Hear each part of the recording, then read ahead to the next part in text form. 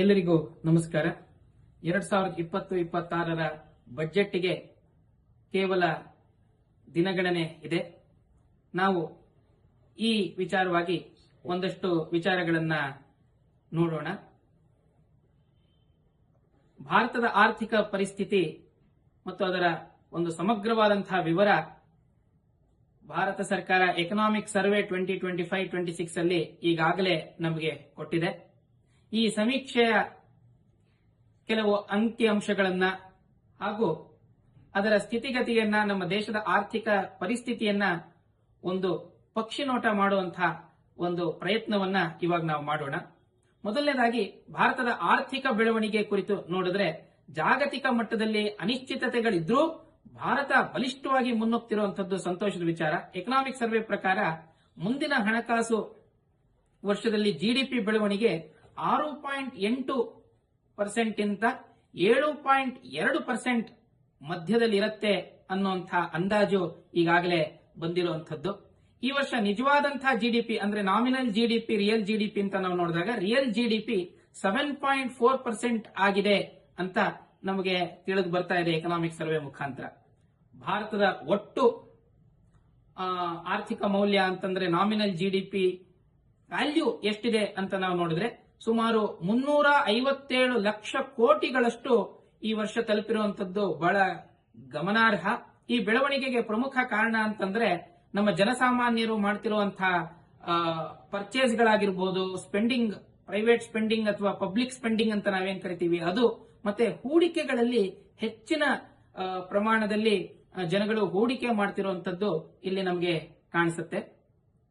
ಮುಂದುವರಿತಾ ಹಾಗೆ ಹೋದ್ರೆ ಈ ವರ್ಷ ಸರ್ಕಾರ ಹಣಕಾಸು ನಿರ್ವಹಣೆಯನ್ನ ಬಹಳ ಅಚ್ಚುಕಟ್ಟಾಗಿ ಮಾಡಿರೋದನ್ನ ನಾವು ಗಮನಿಸಬಹುದಾಗಿದೆ. ರೆವೆನ್ಯೂ ಕಲೆಕ್ಷನ್ ಅಲ್ಲಿ ಬಹಳ ಸುಧಾರಣೆಗಳನ್ನು ನಾವು ನೋಡಬಹುದು. ಸರ್ಕಾರದ ಆದಾಯ ಜಿಡಿಪಿಗೆ ಹೋಲಿಸಿದ್ರೆ ತುಂಬಾ ಹೆಚ್ಚಾಗಿದೆ. ಇನ್ಕಮ್ ಟ್ಯಾಕ್ಸ್ ಸಲ್ಲಿಸುವವರ ಸಂಖ್ಯೆ ಕೂಡ ಗಣನೀಯವಾಗಿ ವೃದ್ಧಿಯಾಗಿದೆ. ಮತ್ತೆ ಅದು ಸುಮಾರು 9.2 ಕೋಟಿ ಜನಗಳು ಈ ವರ್ಷ ಇನ್ಕಮ್ ಟ್ಯಾಕ್ಸ್ ರಿಟರ್ನ್ ಅನ್ನ ಫೈಲ್ ಮಾಡಿರುವಂತದ್ದು ಅತ್ಯಂತ ಗಮನಾರ್ಹ. ಈ ಹಿಂದಿನ ಎಲ್ಲ ವರ್ಷಗಳಿಗೆ ಹೋಲಿಸಿದ್ರೆ ಇದು ತುಂಬಾ ಮುಂಚೂಣಿಯಲ್ಲಿ ಇದೆ. ಇದೇ ರೀತಿ ಕ್ಯಾಪಿಟಲ್ ಎಕ್ಸ್ಪೆಂಡಿಚರ್ ಅಂದ್ರೆ ಮೂಲ ಸೌಕರ್ಯಗಳ ಮೇಲಿನ ಎಕ್ಸ್ಪೆಂಡಿಚರ್ ಏನಿದೆ ಅದು ತುಂಬಾ ವೃದ್ಧಿ ಆಗ್ತಾ ಇದೆ. ಜಿಡಿಪಿನಲ್ಲಿ ಸುಮಾರು 4.3ಕ್ಕೆ ಏರಿಕೆ ಕಂಡಿರುವಂತದ್ದು ಬಹಳ ಒಂದು ಒಳ್ಳೆಯದಾದಂತಹ ವಿಚಾರ. ಬ್ಯಾಂಕಿಂಗ್ ಮತ್ತು ಹಣಕಾಸಿನ ಕ್ಷೇತ್ರದ ಬಗ್ಗೆ ಮಾತನಾಡಿದ್ರೆ ಸಣ್ಣ ಮತ್ತು ಮಧ್ಯಮ ಕೈಗಾರಿಕೆಗಳು ಮತ್ತೆ ಬಿಸ್ನೆಸ್ಗಳೇನಿದೆ, ಅವರಿಗೆ ಉದ್ಯಮಗಳೇನಿದೆ, ಅವರಿಗೆ ಸಾಲವನ್ನ ನೀಡುವಿಕೆ ಸ್ವಲ್ಪ ಹೆಚ್ಚಾಗಿದೆ ಅನ್ನುವಂಥದ್ದು ಈ micro, small and medium MSME enterprise ಅಂತ ಏನು ಹೇಳ್ತೀವಿ ಅವರಿಗೆ ಬಹಳ ಒಂದು ಸ್ವಾಗತಾರ್ಹ. ಬ್ಯಾಂಕ್ಗಳ ಆಸ್ತಿ ಗುಣಮಟ್ಟ ಈ ಹಿಂದಿನ ಎಲ್ಲಾ ವರ್ಷಗಳಿಗೆ ಹೋಲಿಸಿದ್ರೆ ಅದು ಒಂದು ಐತಿಹಾಸಿಕವಾದಂತಹ ಕಡಿಮೆ ಮಟ್ಟಕ್ಕೆ ಬಂದಿದೆ. ಅಂತಂದ್ರೆ ಆಸ್ತಿಯ ಗುಣಮಟ್ಟ ಹೆಚ್ಚಾಗಿದೆ, NPAಗಳು ಕಡಿಮೆಯಾಗಿದೆ ಅಂತ ನಾವು ಯೋಚನೆ ಮಾಡಬಹುದಾಗಿದೆ. ವಿಮೆ ಮತ್ತು ಪಿಂಚಣಿ ವಿಚಾರಗಳಲ್ಲೂ ನಮ್ಮ ದೇಶ ಹಿಂದೆಲ್ಲಾ ವರ್ಷಗಳಿಂದ ಒಂದು ಉತ್ತಮವಾದಂತಹ ಸಾಧನೆಯನ್ನ ಈ ವರ್ಷ ಮಾಡಿದೆ. ಇನ್ನು ಬಾಹ್ಯ ವಲಯ ಅಂತಂದ್ರೆ ಎಕ್ಸ್ಟರ್ನಲ್ ಅಫೇರ್ಸ್ ಬಗ್ಗೆ ನೋಡಿದ್ರೆ ಭಾರತದ ರಫ್ತುಗಳಲ್ಲಿ ಸ್ಥಿರತೆ ಮತ್ತು ಬಲ ಕಂಡು ಬಂದಿದೆ. ಈ ಅಮೆರಿಕಾದ ಟ್ಯಾರಿಫ್ ಇಂದಾಗ್ಯೂ ನಮ್ಮ ಎಕ್ಸ್ಪೋರ್ಟ್ಸ್ ಗಳು ಏನುವೆ ಕಮ್ಮಿ ಆಗಿಲ್ಲ, ಅದು ಹೆಚ್ಚಾಗಿರುವಂತದ್ದು ಇಲ್ಲಿ ಒಂದು ಭಾರತದ ಆರ್ಥಿಕತೆ ಮೇಲೆ, ಭಾರತದ ಸರ್ಕಾರದ ಮೇಲೆ ಒಂದು ವಿಶ್ವಾಸ ಮೂಡಿಸೋದಕ್ಕೆ ಸಹಾಯ ಮಾಡುತ್ತೆ. ಭಾರತದ ಫಾರಿನ್ ಎಕ್ಸ್ಚೇಂಜ್ ರಿಸರ್ವ್ಸ್ ಏನಿದೆ, ವಿದೇಶಿ ವಿನಿಮಯದ ಒಂದು ಸಂಗ್ರಹ ನಮ್ಮಲ್ಲಿ ಏನಿದೆ ಅದು $700 ಬಿಲಿಯನ್ ಗಿಂತನೂ ಹೆಚ್ಚಾಗಿದೆ ಈ ವರ್ಷ ಅನ್ನುವಂಥದ್ದು ನಮಗೆ ಅತ್ಯಂತ ಮುಖ್ಯವಾಗಿ ಕಂಡು ಬರುವಂತಹ ವಿಚಾರ.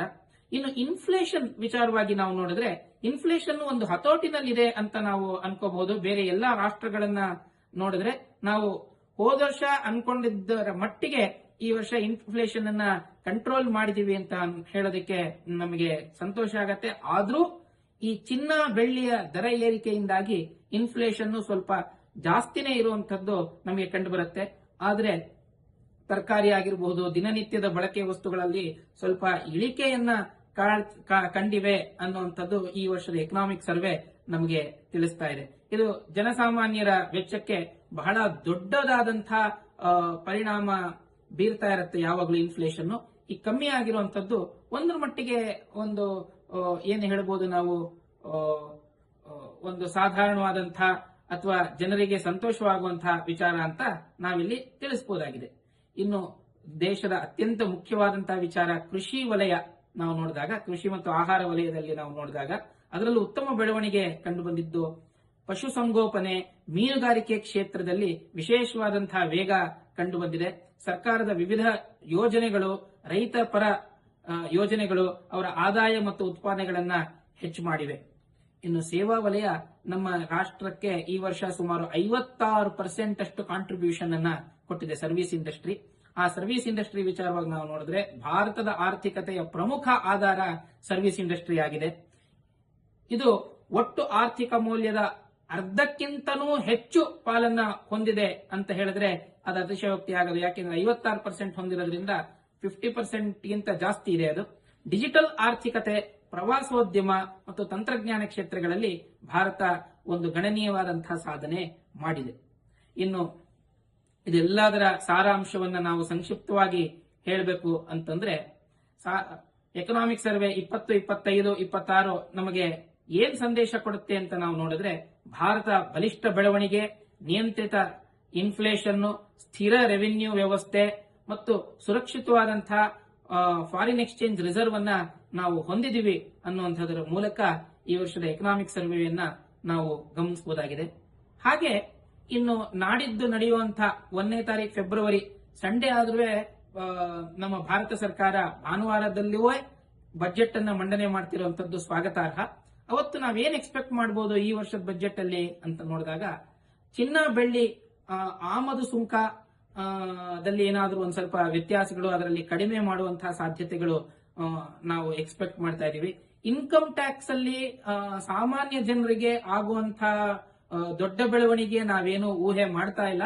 ಆದ್ರೂ ಕೆಲವೊಂದಷ್ಟು ಸಣ್ಣ ಪುಟ್ಟ ಬದಲಾವಣೆಗಳು, ಸುಧಾರಣೆಗಳನ್ನ ಸರ್ಕಾರ ತರಬಹುದು.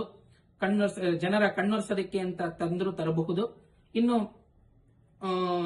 ಹೊಸ ಹೊಸ ಯೋಜನೆಗಳನ್ನ ತರುವಂತಹ ಸ್ಥಿತಿಯನ್ನ ನಾವು ನೋಡಬಹುದು. ಈಗ ರೈಲ್ವೆ ಹೆಚ್ಚು ಆಗ್ತಾ ಇರುವಂತದ್ದಾಗಿರ್ಬೋದು, ಅಥವಾ ಇನ್ಫ್ರಾಸ್ಟ್ರಕ್ಚರ್, ರೋಡಿನ ಡೆವಲಪ್ಮೆಂಟ್ ಗಳಾಗಿರ್ಬೋದು, ಡಿಫೆನ್ಸ್ ಸೆಕ್ಟಾರ್ಗಳಲ್ಲಾಗಿರ್ಬೋದು, ಈ ಎಲ್ಲಾ ಸೆಕ್ಟಾರ್ಗಳಲ್ಲಿ ಒಂದಷ್ಟು ಬದಲಾವಣೆಗಳನ್ನ, ಹೊಸ ಯೋಜನೆಗಳನ್ನ ತರುವಂತಹ ಸ್ಥಿತಿ ನಾವು ಎಕ್ಸ್ಪೆಕ್ಟ್ ಮಾಡ್ತಾ ಇದೀವಿ. ಇದನ್ನ ನಾವು ಹೇಗಾಗತ್ತೆ ಅಂತ ಇನ್ನೆರಡು ದಿವಸಗಳಲ್ಲಿ ನೋಡಬಹುದಾಗಿದೆ. ನಮಸ್ಕಾರ.